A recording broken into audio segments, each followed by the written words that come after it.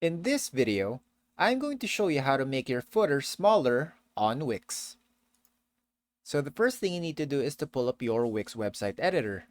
You can access this by clicking on the Edit Site button on the top right section of your Wix dashboard. Once you're at the editor, just scroll all the way down until you find your footer. So it should be over here.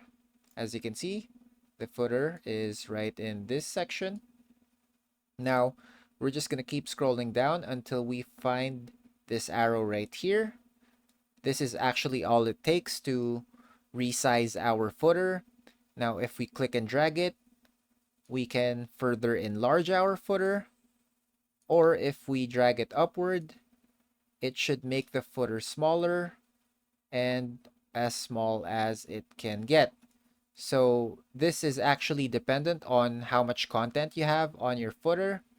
So as we can see here, this is the limit to how small my footer can get unless I start to remove these other elements. And that's about it. That's how you make your footer smaller on Wix. If you have any questions, please let me know down in the comments below, and I'll do my best to help you out.